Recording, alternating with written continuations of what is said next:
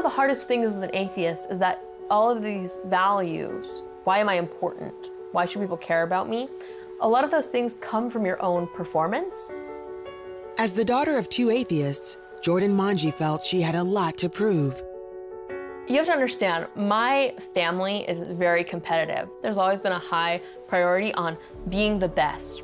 So much of my identity was founded on I'm the smartest one in the room, right? I'm not the prettiest, I'm not the most athletic, right? I'm the smartest.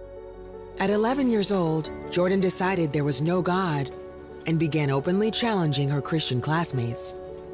I would bring the Bible to school with Post-it notes where all the contradictions were, and then I would say, tell me why this isn't a contradiction. And they couldn't really do it. But in high school, Jordan started to see a contradiction in her own beliefs. She considered herself a good person, but that raised a question she couldn't answer. Where does morality come from, if not from God? Why is something right or wrong? Why do I believe in human rights? I don't believe in a God, so where are these things coming from? I had gone and asked all of these other people, and nobody had a good answer.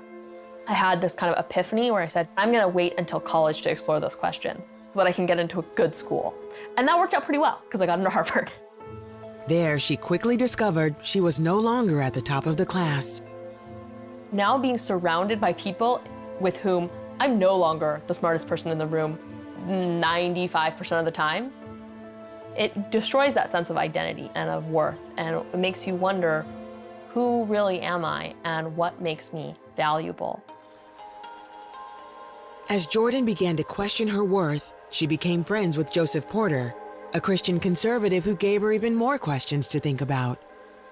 It really started pressing me on, where does your morality come from? Why do you believe in it? You're just saying it kind of emerges from nowhere. I started seeing maybe there are these cracks in my own intellectual framework. Jordan enrolled into a meta-ethics class, hoping to find answers that would strengthen her argument. Instead, she was assigned a short reading assignment, an essay by C.S. Lewis. Essentially what C.S. Lewis says is God is goodness. God is the good, and our lives are good when we strive to imitate God. It was mind-blowing. Jordan wanted to explore this idea further, so she decided to read the Bible again.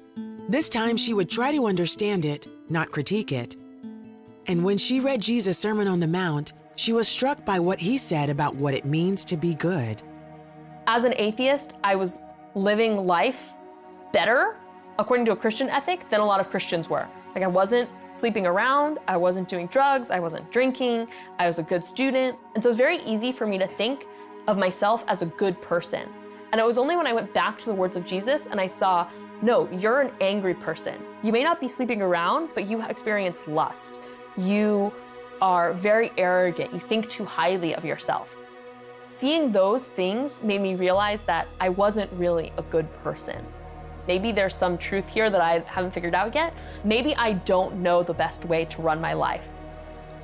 Jordan kept reading until she came to John 19. I had finally made it to the crucifixion scene. And as I was reading it, I had this moment where I just said, no, Aslan, no. For years, Jordan believed C.S. Lewis's The Lion, the Witch, and the Wardrobe was just a story. But now as she read of Jesus' crucifixion, she realized her favorite tale from Narnia was more than a work of fiction. Aslan, the great lion of Lewis's story, was Jesus. And she was just like Edmund, arrogant, but redeemed. It just immediately clicked, like, I am Edmund, Jesus is Aslan, and he is dying for my sake. Seeing it now with me in the story was just a totally radically new way of looking at it, and realizing kind of my own sinfulness in that moment and my own need for healing from that sin made all the difference in how I read it. And so I started just crying, really thinking about Aslan, but thinking about Jesus through that process.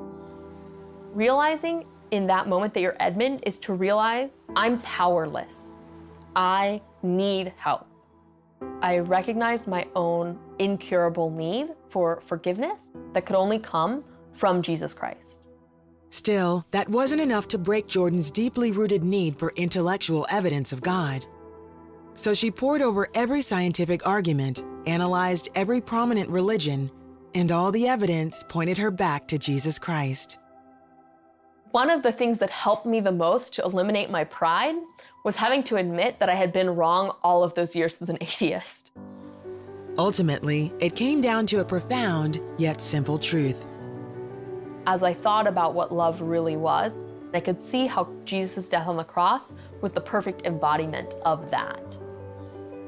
God is love and God is truth, so God is goodness.